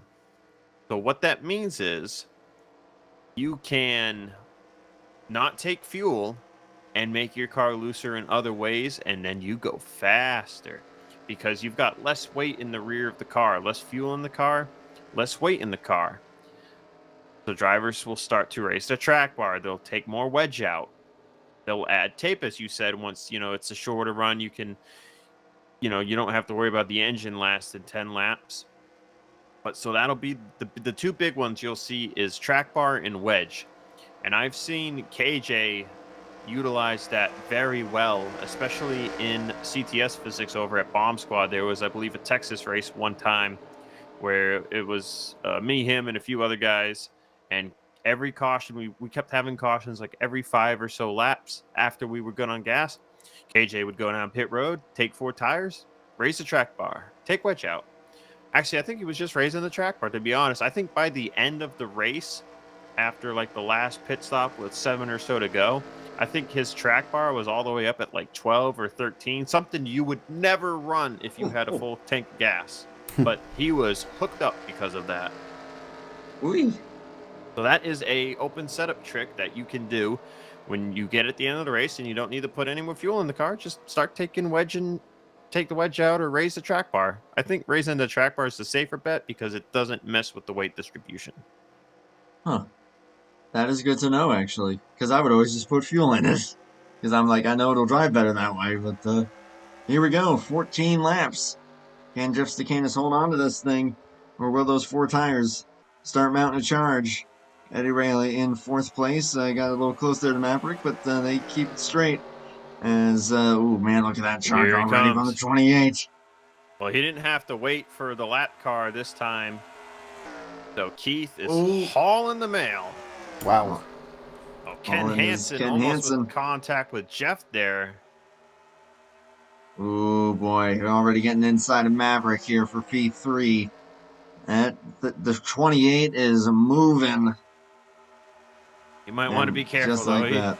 Don't move too fast. You don't want to bin it. Don't be in the next caution. No, no, you don't. All right, now checking back here a little bit. No. Steve Grant just got up to Stern. P5. Matt Stern's got a problem. He's in the wall off of turn 4. This might not be good. Ooh, Oh no! hold it up there. Don't stop! Don't stop! Don't stop! Oh, that was close. No caution. They stay green. I thought it might have thrown it there because of how slow he got, but problems there for Matt. Good race gone bad. Keith's making a move for second here. He'll get alongside. Ooh, can he keep that quarter panel in there? He absolutely will. Oh, Jeff's got to be nervous now. Coming to 11 to go. This might only be a matter of time. Boy, if it is even going to take that much time. The inside for the race lead. And just like that, that 4-tire call going to pay off for Keith McLean and has taken the race lead, but now has still got 10 laps to run this thing out. Can he hold on to it, and will we keep it green? But look at how fast marks. he did it. Look at how fast he did it. Look, Steve Grant is still a second behind the 28. Same with Ryan Johnson. I mean, Keith definitely used up his stuff more than they are, but there's only 10 to go. You know, Keith's just got to really pace it now. Just don't burn it off a little too much, because if the 11 and the 78 can get to you, they might just drive by you. Yeah, it really did surprise me how quickly he dispatched the 2-tire cars compared to the other people who took 4. I mean, still, most people are still behind the 112, so. Yeah, he's the only one that really got the full advantage of that. Steve Grant did get by the 112, so that puts him into a top 5, but he's got some work to do if he's going to try to get up and contend with the 28. Jeff Stikane is still not far off and just ran his personal best of the race, as there goes Grant for 4th. But I don't know. It's a judgment call ultimately, because, you know, you restart 15, 16 to go. You know, you put 4 tires on it. It's still half of a full fuel run. So, you know, generally in open setup, you just practice for the full fuel run. You never really practice. Drivers don't really practice situations, you know, situational scenarios like this. So, you know, you kind of just have to guess how much you need to push it versus how much you think you should push it. So Keith decided he was just going to kind of go we're there. under yellow here, guys. Oh, no way. Oh, trouble turn 2, and it looks like it's Fugate and San Diego again. Now you see Keith might have pushed it a little too hard here, because, you know, you might want to come down and take 2, but your left sides, they might be a little bit more worn than, say, Steve Grant or Ryan Johnson. So those 2 could take 2. Keith could take 2. And Keith might be at a bit of a disadvantage. The left side might be a little more worn than their left sides. We'll have to see what the call is here. Well, we're going to restart with about 2 laps to go here, it looks like. Oh, is that right? boy. 2 or 3? It might be 3. I think it may be 2, though, considering lap cars. So this whole incident actually started in turn 4, so Calamity Corner continues to cause problems. It was Monty Keller and Jason San Diego making contact. San Diego was sliding and slipping all the way down the front straightaway as a result, and then eventually Fugate got into him, and that's what sent them around. So that was an entire straightaway and then some that ended up causing that. You know what that Oops. looked like? That looked like when Chase Elliott broke his toe link on Sunday. Oh, It looked just like it, except Jason just had the rears lit up and it got real loose. No, they all stayed out. None of them looks pit. like everyone in the top 15 stayed out, so this is you bring what you got. That's all there is to it. Let me lay the scene for y'all here. This is where it can get scary. Your tires are going to cool down here during this caution period. The extra lap due to lap cars does not do you any favors. You're talking probably an extra 10 degrees cooler on your tires. So everyone's tires here are going to be around probably 90 to 100 degrees, which is pretty dang cold. And when your tires have some wear in them, you know, heat cycled cold tires just amplifies wheel spin. So the restart here is going to be crazy. Everybody's going to be spinning the tires to some degree. And I would not be surprised if it causes a caution immediately and then you are racing back for the win. That is very, very possible. See, Keith understands that. You see, he gassed it up a little bit there. He's trying to keep some of the heat in the rear tires so that he can launch better on the restart. You know, that is a bit of a trick you can do if you just, you know, you hit the gas, speed up 10 mile an hour, slow down, hit the gas, speed up, slow down, just to get some heat built back up in your rears so that you have that grip. But it only goes so far because they do have wear for about 10 or so laps here on these tires. Ooh, boy. This is going to be good. This is going to be good. Does Jeff have anything left? Will the tires hold on to that 28? Or will we see someone else, perhaps, come into it with a shot here? Top 5 just to set it up here. It is McLean, Stakanis, Grant, Hansen, and Maverick. How about that one for him? Ryan Johnson in 6th. Still a very solid run, all things considered. Eddie Rayleigh in 7th. Ron Simpson 8th. Rick Castle and Wiley King round out the top 10. And man, it's going to be a little too late, but KJ has now found himself in 11th. So he came forward just a little later than we thought. So 3 laps. Be interesting to see what Steve Grant can do here, as we're going to get the 1 degree green call from the pace car now, but maybe he saved a little bit in that first run. He's got a little bit of a tire advantage, and 3 laps left. He might be able to take advantage of that. Is that going to be enough for him? And he is on those 4 tires. He was charging forward just before that caution came out. He's going to have to make quick work of this 31 if he's going to have a chance. Or the 31's going to have to pull something off here, despite the older tires. He was sticking with Keith pretty well there and even ran his personal best. So, I don't know. That's the damn truth. I think I'm going to back him up. I'm starting 2nd gear. You just said that to the broadcast. Yes, he did. That's That's because all mind game. I told him in I'm the scared of 1st gear. I told him in game server private text, watch the ice. Well, That's for okay, everybody. so he was talking to you. Okay. Everybody got to watch the ice. Yeah, he was talking to me. All right, it's Okay. gonna get interesting. Let's see if he can hang on to her. Well, here we go. Jeff's backing him up a little bit here. We got 3 laps to decide this winner. It's a good restart Jeff for the got 31. A really good restart. Oh, really good. Oh! To the inside for the race lead here. That Steak and Shake 31 gets clear. Caution is out there, racing for the win. Ooh, Steve Grant to the inside of the 28. Can he That clear might them seal both? it. It's going to be a dive here from both of them because they are on their tires. Keith up the track. Gonna go to Stakanis here if Keith can hold on to it. Barely did. Wow. Third to Ken Hansen. Jeff Stakanis wins it. And Ken Hansen onto the podium. By 2 1,000ths of a second. Oh, man, what a run that would be for him. Keith is going to come up short. Steve Grant in 2nd. But what a restart for the 31 there. I had him think they totally got counted got out me there. because of that. You shouldn't have said it over the Restart. broadcast. They knew.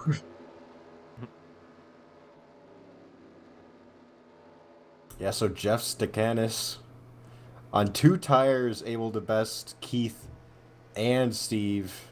And with 2 more laps of pacing, he'll take the checkered flag. White flag and yellow flag in the air here for that 31 machine. We were saying he's the sleeper. He was just lurking there in the top 5 all race long. And at the end of Yeah, it all, I think what did it, and I'm pretty sure my replay telemetry is accurate. I think what did it is Jeff shifted to second gear sooner than Keith did, and that helped Jeff get grip to the rears with the lower RPM. So he started to accelerate that little bit faster right on the restart. Keith was still kind of spinning high RPMs in first, and that let Jeff get to the inside. That, or Jeff had a longer first gear, assuming if the replay was to be inaccurate.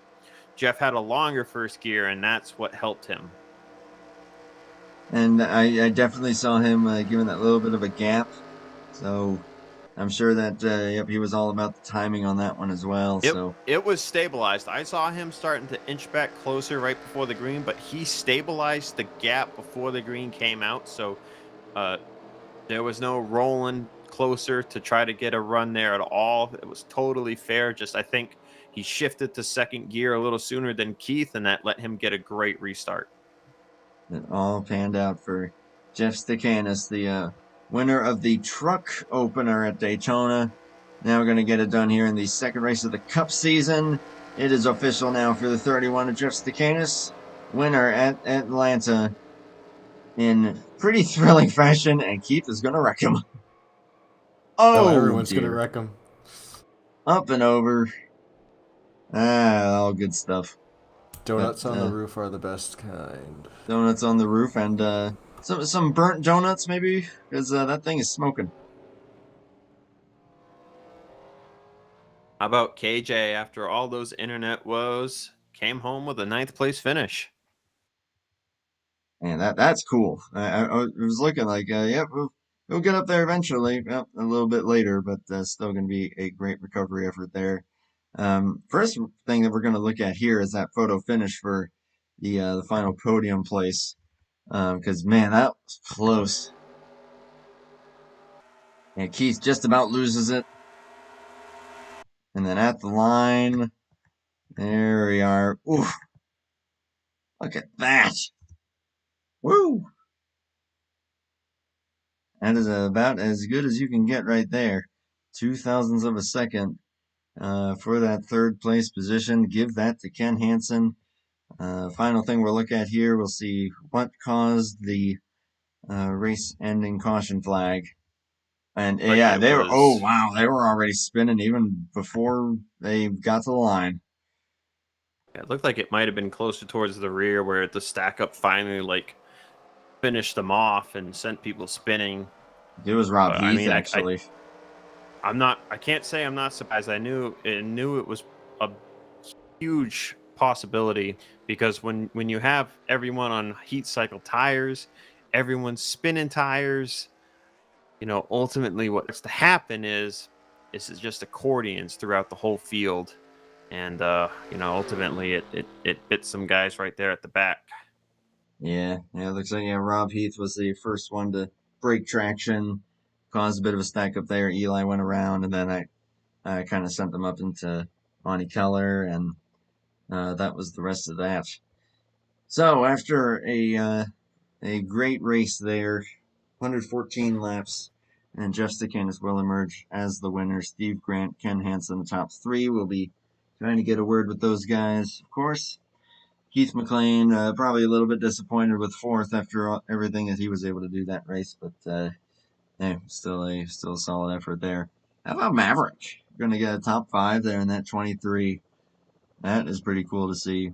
Ryan Johnson will get 6th, then Eddie Rayleigh, Rick Castle, Kilojoules indeed in 9th, and round out the top 10, Ryan Simpson getting that spot there. Wiley King down to 11th.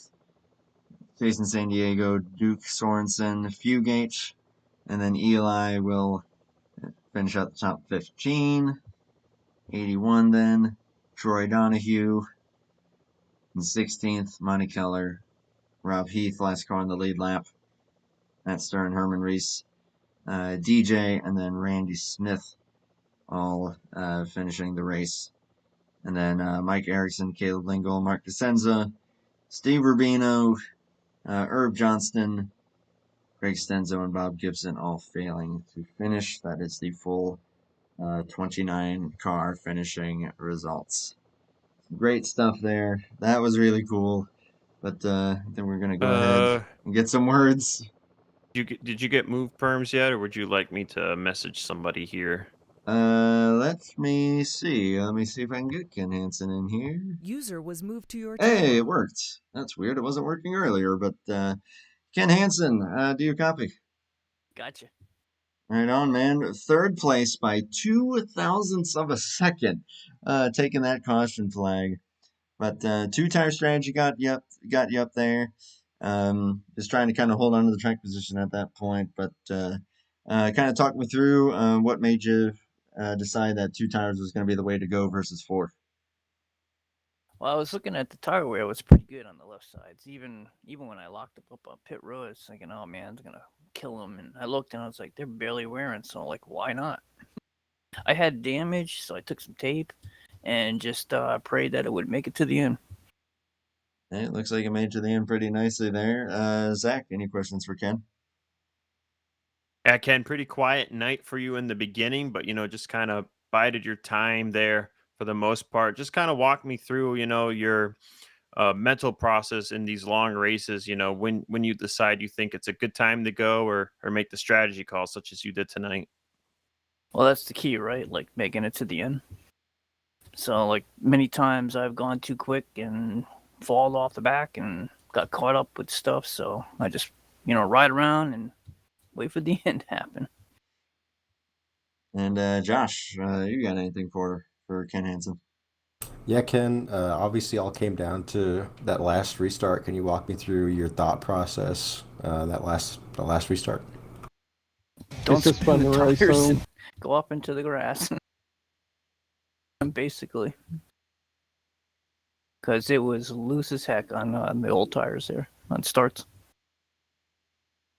It seemed like it was pretty loose. But hey, that's it's kind of the nature of the beast when it comes to Atlanta. So great job on you, man. Very, very nicely done. I'll just go ahead and leave you on the floor here for some closing thoughts, shout outs, anything of the sort. I just want to thank you guys what you do, and obviously Steve and Bino over at HOBO Racing for having me over there, and of course my teammates over there at Top Speed Racing. And that's all. Hey, that's fair, man. Great finish tonight. Congratulations on a great finish, and we look forward to seeing what you're able to do going forward here.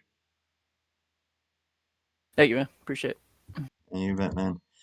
Let's see who we got next. We'll go ahead and get Steve Grant up in here. User was moved out of your channel. Here we go. User was moved to your channel. There he is. Second place, Steve Grant. Do you copy? Yeah, I got you.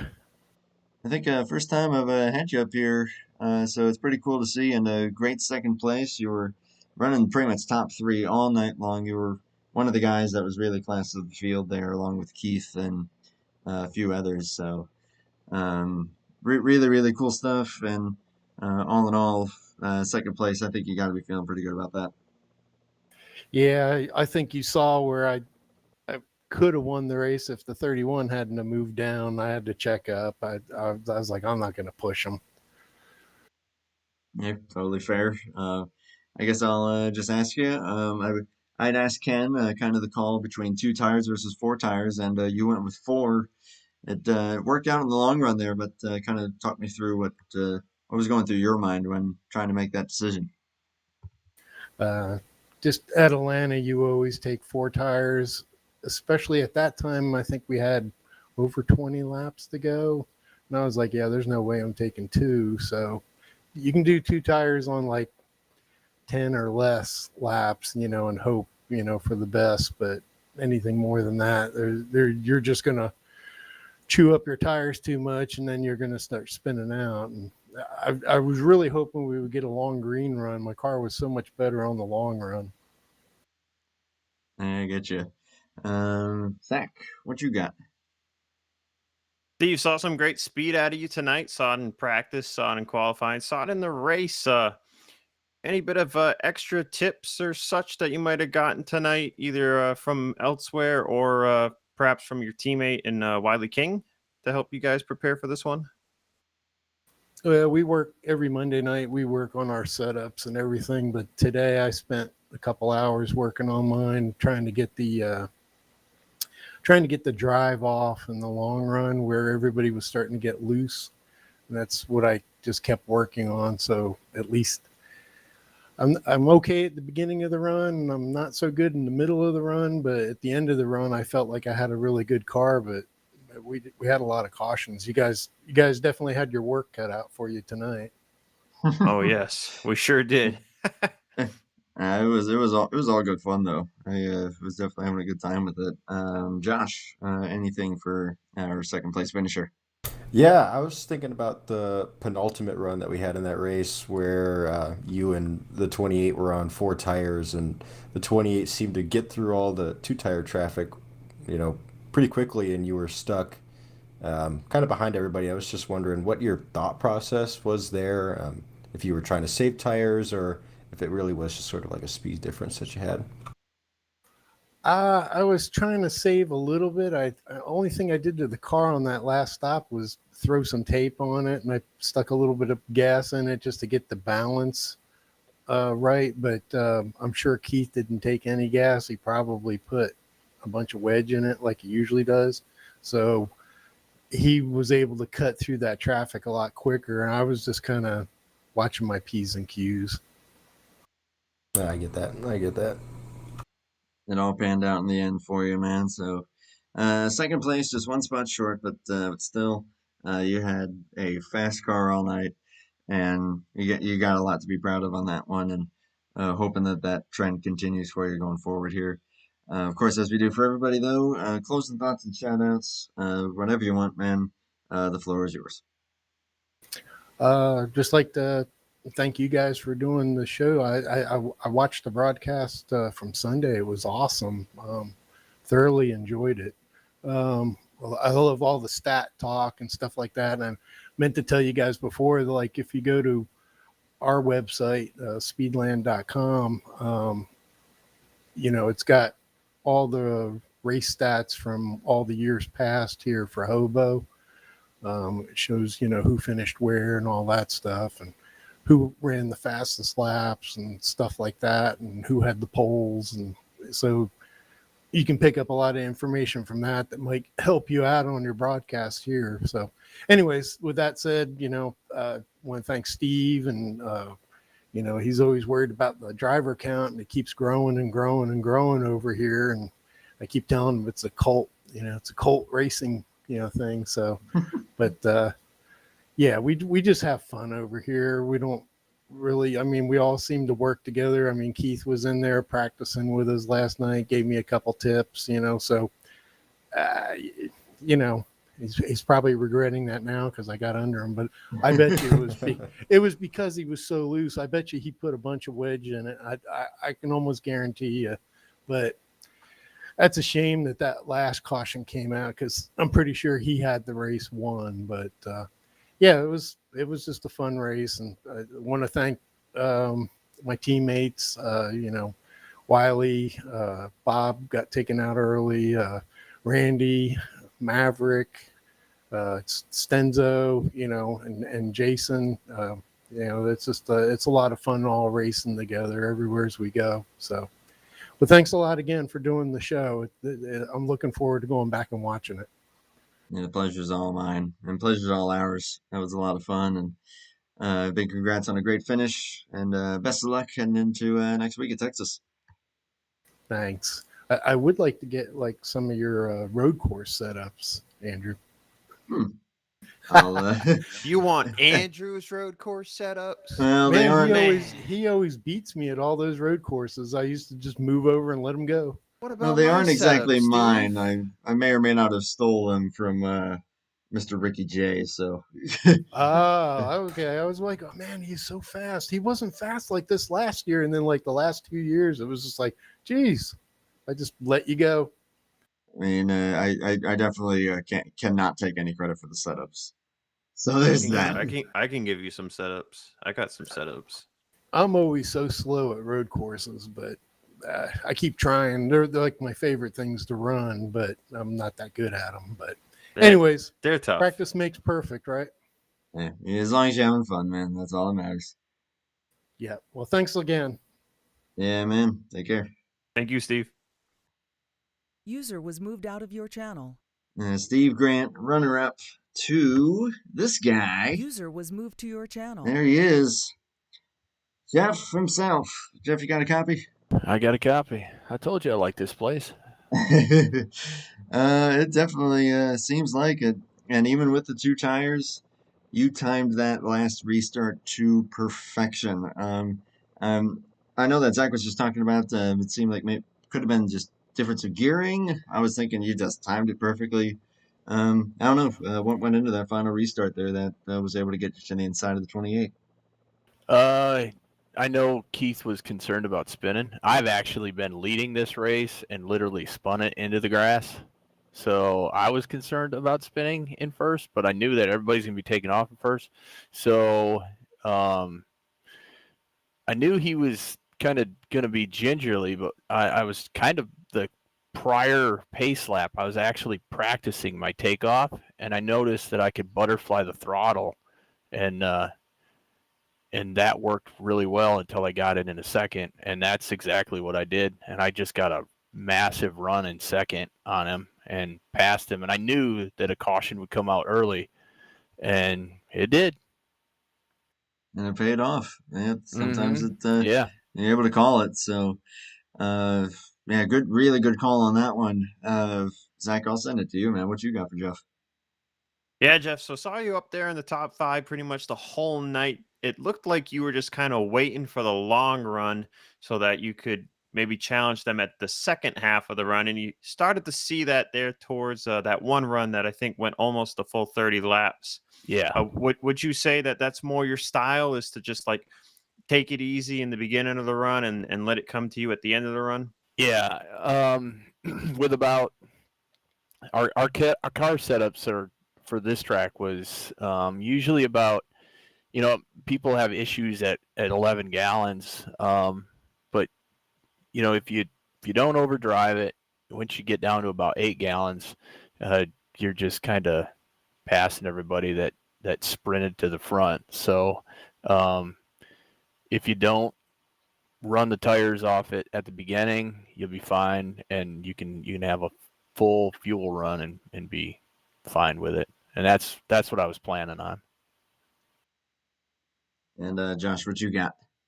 Yeah, I'm gonna take the easy question here. Obviously, got the track position with about 20 to go by taking that 2-tire call. I want to know what goes into that decision and why you made it.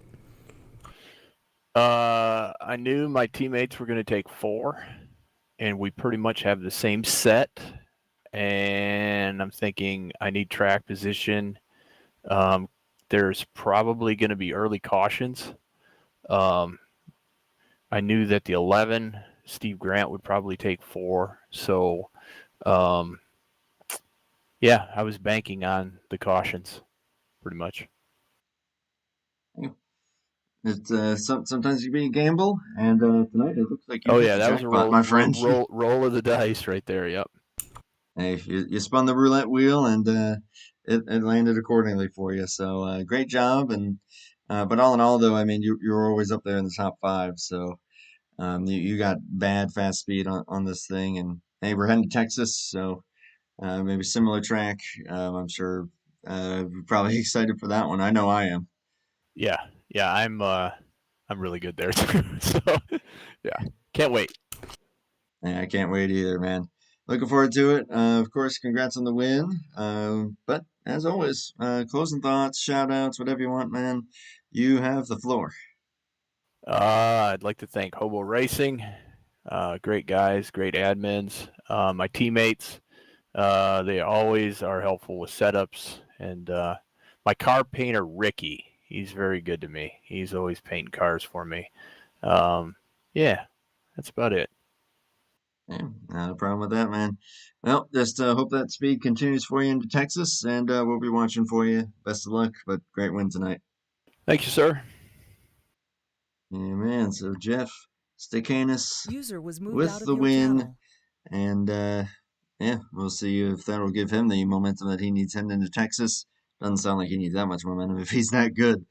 That's going to be pretty cool. But Zach, I'll start with you though. Your closing thoughts on the night and what we got to watch.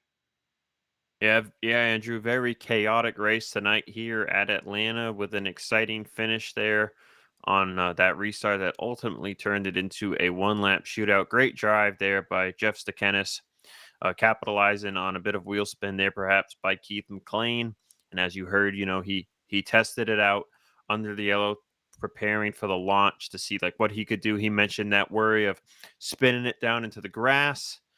And ultimately, after hearing a few answers from our top three, my confidence has been boosted because two of Josh's questions, the answers to those questions were things I had said during the race. So I feel completely reassured in my knowledge of open setup here and for NR in the game, and I'm looking forward to doing some more of these things with you. I had to make sure you got fact checked there, Zach.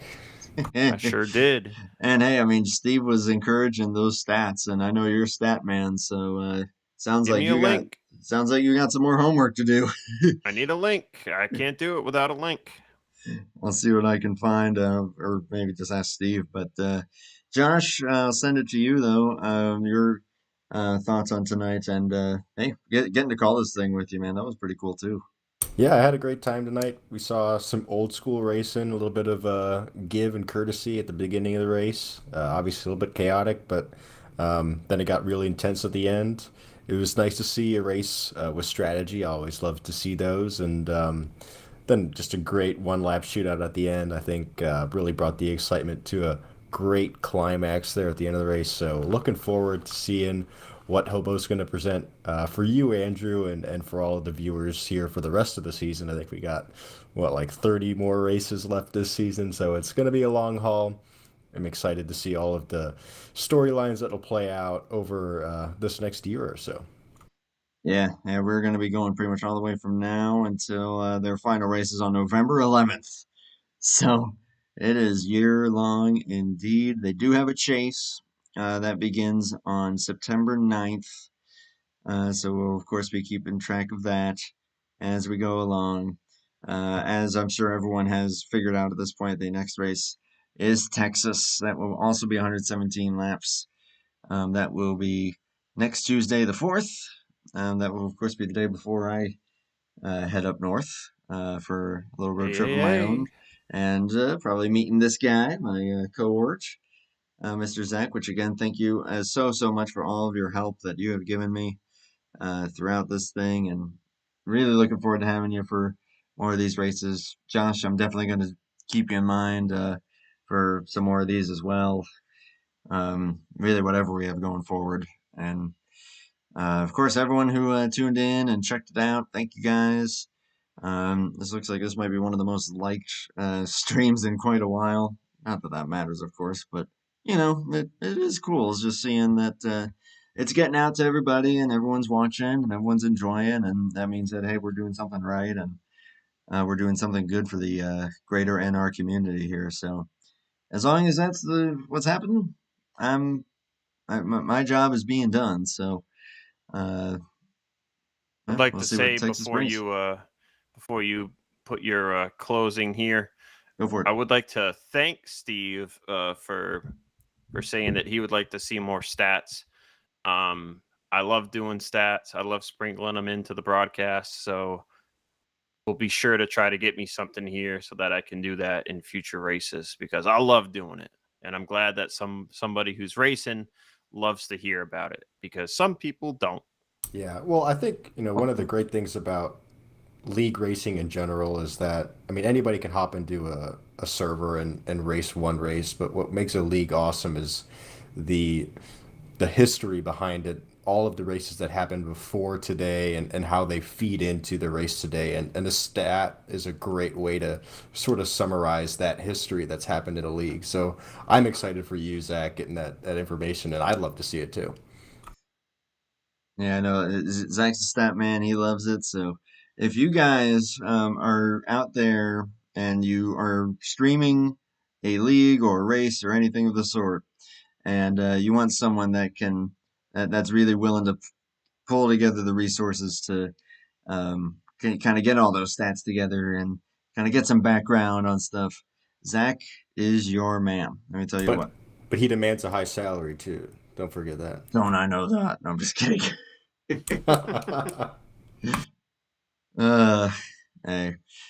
Hey, I appreciate everything that he does, and as long as I have the ability to, I will certainly try to compensate him accordingly. And I will compensate him with hugs. Don't know Well, it how sounds like you're gonna have to give me one when you come up next week. I don't know how he'll feel about that, but I'm all down for bro hugs, man. I don't mind.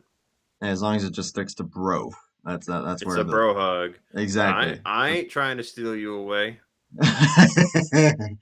Jaden would have a word or Oh two. my gosh. We keep it family friendly here, but we have a little fun, you know. Thank you to everyone again. Thank you, Josh. Thank you, Zach. Thank you, Steve Rubino, Keith McLean, for helping and allowing this to happen. And we'll see you guys at Texas for the next Hobo race. Before that, though, we've got 2 more races for you this week. Tomorrow, BSR Trucks, and then BSR Cup on Thursday. Bomb squad, yeah. And I got my Both. stat sheet for Thursday. Both Talladega. It is going to be good fun. Zach's going to be up here with me for both of them. And yeah, so Thursday especially. Yeah, we're going to have some good fun with that and run the numbers by you guys. And hey, we always have a good time with it. So on that note, though, congrats again to Jeff Canis. See you guys tomorrow, Thursday, and then again next Tuesday. Until then, take care. And bye for now.